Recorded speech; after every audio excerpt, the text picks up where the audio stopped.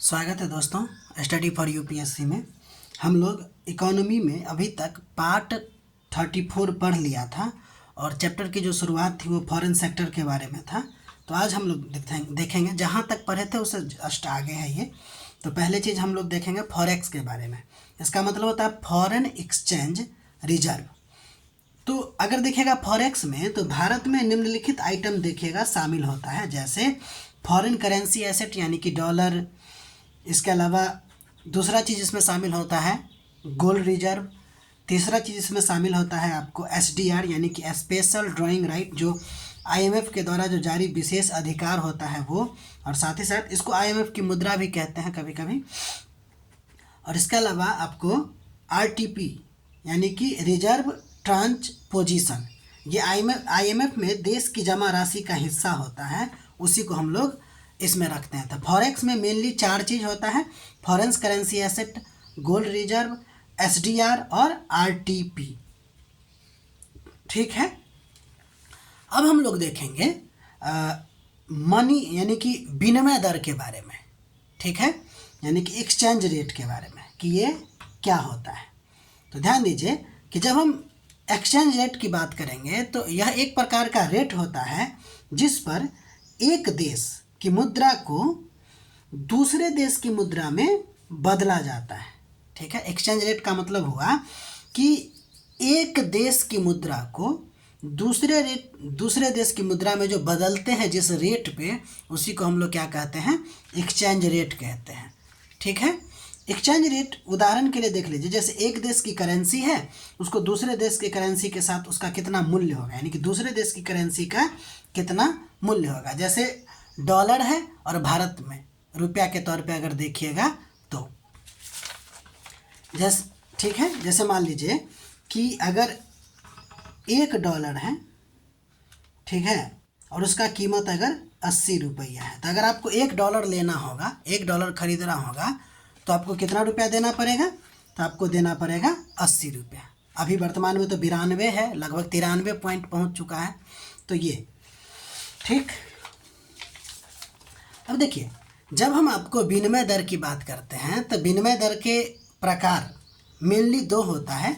एक होता है आपको स्थिर विनिमय दर, जिसको कहते हैं फिक्स एक्सचेंज रेट, और दूसरा होता है लचीली विनिमय दर यानी कि फ्लोटिंग एक्सचेंज रेट। ठीक, तो पहले हम लोग स्थिर विनिमय दर के बारे में बात करेंगे, यानी कि फिक्स एक्सचेंज रेट के बारे में। देखिए, तो ये क्या होगा? एक्सचेंज रेट आप समझ चुके हैं कि एक देश की मुद्रा को दूसरे देश की मुद्रा के साथ बदला जाता है। इसमें होता ये है कि स्थिर विनिमय दर में किसी देश की मुद्रा को सरकार या केंद्रीय बैंक द्वारा पहले से तय कर लिया जाता है और उसे एक निश्चित स्तर पर बनाए रखा जाता है। ठीक है, पहले से तय कर लिया जाता है और फिर उसको एक निश्चित स्तर पर बनाए रखा जाता है। समझ में आ रही बात? जैसे सरकार अगर तय करती है कि $1 का कीमत 80 रुपया रहेगा, तो यही रहेगा चाहे डिमांड और सप्लाई कुछ भी हो बाजार में। ठीक, चाहे डिमांड और सप्लाई बाजार में कुछ भी हो तो वो वही रहेगा। तो स्थिर विनिमय दर समझ गए? स्थिर विनिमय दर का मतलब है कि केंद्रीय बैंक या सरकार क्या करता है कि एक रेट तय कर लेता है जो हमेशा के लिए आपको रहता है। ठीक है, स्थिर विनिमय दर में विदेशी व्यापार और निवेश के लिए एक वातावरण जो होता है वो स्थिर होता है, इसलिए यानी इसीलिए क्या होता है, निवेश उसमें अच्छा खासा होता रहता है। ठीक, तो ये है आपको स्थिर विनिमय दर के प्रकार में। अब इसी से रिलेटेड बहुत सारा चीज़ अभी हम लोग देखेंगे। ठीक है, देखिए, इसी से रिलेटेड आपको होता है अवमूल्यन, जिसको डिवैल्यूएशन कहते हैं, कि यदि स्थिर विनिमय दर प्रणाली में सरकार या फिर केंद्रीय बैंक जानबूझकर अपनी देश की मुद्रा का वैल्यू कम कर लेती है। अवमूल्यन में क्या होता है कि जानबूझकर अपने देश की मुद्रा को कम कर लिया जाता है ताकि विदेशी मुद्रा के मुकाबले में उसका जो रुपया हो वह सस्ता, यानी कि अगर हम अपनी बात करें अपने देश का, तो रुपया जो हो वो सस्ता हो जाए। उसको क्या कहते हैं? अवमूल्यन। अवमूल्यन का मतलब रुपया का वैल्यू या फिर कोई भी देश अपना मनी का वैल्यू को क्या करता है, घटा देता है। जैसे देखिए, मान लीजिए कि $1 का मूल्य अगर 80 रुपया है, डिवैल्यूएशन करने के बाद 90 रुपया हो गया, इसका मतलब है कि रुपया का वैल्यू कम हो गई। इसका मतलब क्या हुआ कि रुपया का वैल्यू जो है आपको वो कम हो गया। ठीक, अब मूल्यन का प्रभाव देखिएगा कि क्या पड़ता है। तो एक तो निर्यात, आयात, बीओटी यानी कि balance of trade, BOP balance of payment, GDP, employment और इन्फ्लेशन, इस सब पर हमको प्रभाव देखना होता है। तो देखिए, अगर आप निर्यात की बात कीजिएगा तो निर्यात में इसका प्रभाव पॉजिटिव होगा यानी कि ये बढ़ेगा, लेकिन आयात की जब हम बात करेंगे तो निगेटिव होगा यानी कि घटेगा। इसके अलावा बीओटी भी बढ़ेगा, बीओपी भी बढ़ेगी, जीडीपी, एम्प्लॉयमेंट और इन्फ्लेशन, इसमें सब चीज़ बढ़ता है, बशर्ते ये है कि एक ही चीज़ घट जाता है और वो है आयात। इस बात को समझ रहे हैं। तो अवमूल्यन के प्रभाव में सब चीज़ में से एक बात को ध्यान रखना है कि अवमूल्यन के कारण ये होता है कि निर्यात, आयात जो होती है यानी कि इंपोर्ट जो होता है वो घट जाता है। समझ में आ रही बात? अब हम आगे बढ़ते हैं। देखिए, यानी कि जब हम डिवैल्यूएशन की बात करें, डिवैल्यूएशन की बात करें, तो यह एक प्रकार का डबल एज सोर्ड है। ऐसा इसलिए बोल रहे हैं क्योंकि देखिए, इसमें इन्फ्लेशन भी तो बढ़ती है ना। इन्फ्लेशन जो है आपको वो क्या हो रहा है, बढ़ रहा है। इसीलिए इसको बोला जाता है कि डिवैल्यूएशन से होता ये है कि ग्रोथ और एक्सपोर्ट तो बढ़ता है, लेकिन साथ ही साथ इन्फ्लेशन और इंपोर्ट कॉस्ट भी आपको क्या हो जाता है, बढ़ जाता है। ठीक है, इन्फ्लेशन आ जाती है हमारे यहाँ।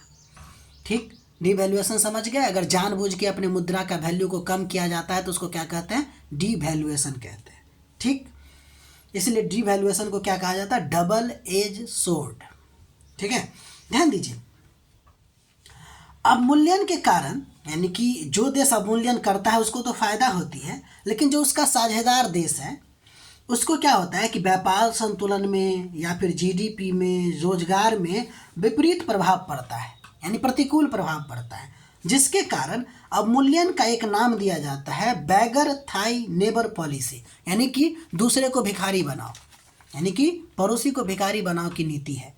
कहने का मतलब है कि अवमूल्यन के कारण एक देश जो अपना पैसा मतलब कि पैसा का मूल्य घटाता है उसको तो फायदा हो जाती है, लेकिन बाकी देशों को उसका नुकसान उठाना पड़ता है।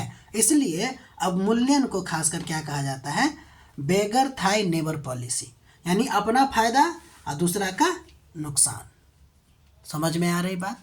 अब ध्यान दीजिए, करेंसी वार इसी से रिलेटेड है। क्या होता है कि जब एक देश अपना मूल्य अपने मनी का मूल्य अगर डिवैल्यूएट कर लेता है तो अदर देश भी करना शुरू कर देता है। तो सब देश अगर एक दूसरे करने लगे तो यही आपको करेंसी वार में आएगा। यानी एक स्थिति होती है जिसमें कई देश अपनी अपनी मुद्राओं का मूल्य जो है वो जानबूझकर कम करने लगता है ताकि उसका एक्सपोर्ट बढ़ जाए और आर्थिक लाभ ले सके। तो करेंसी वार की स्थिति क्या है, जब कई देश एक साथ अपने मनी का वैल्यू गिराने लगता है यानी कि डिवैल्यूएशन करने लगता है। ठीक है, डिवैल्यूएशन में गौर कीजिएगा, डिवैल्यूएशन में मतलब जानबूझकर रुपया के वैल्यू को घटाना।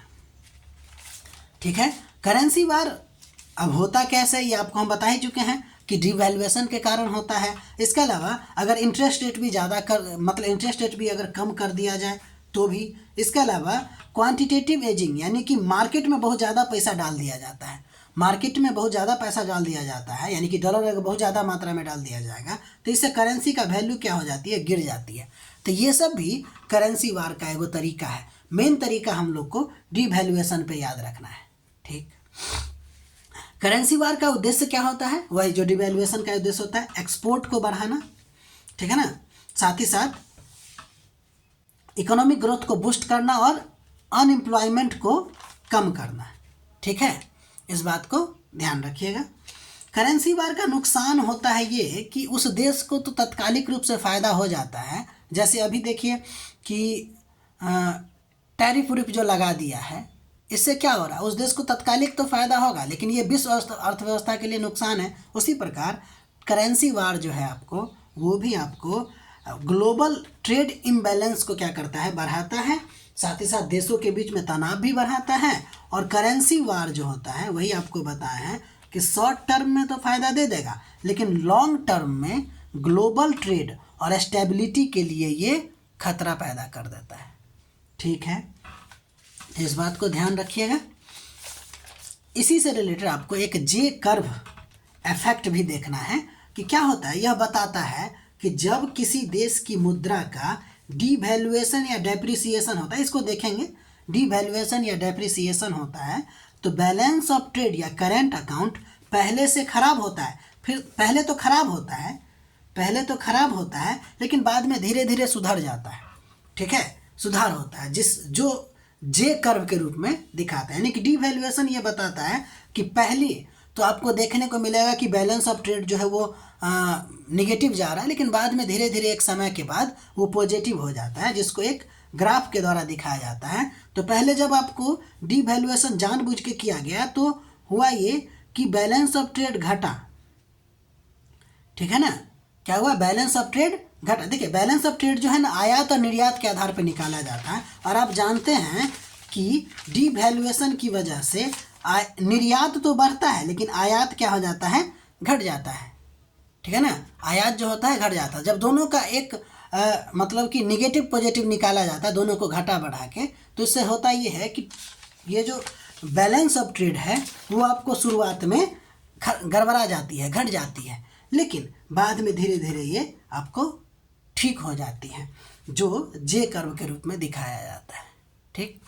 तो ये आज के लिए इतना ही। बाकी अगर आपको हमारा प्रयास अच्छा लग रहा है तो लाइक कीजिए, शेयर कीजिए, सब्सक्राइब कीजिए और अपना पढ़ाई करते रहिए। मिलते हैं अगले वीडियो में।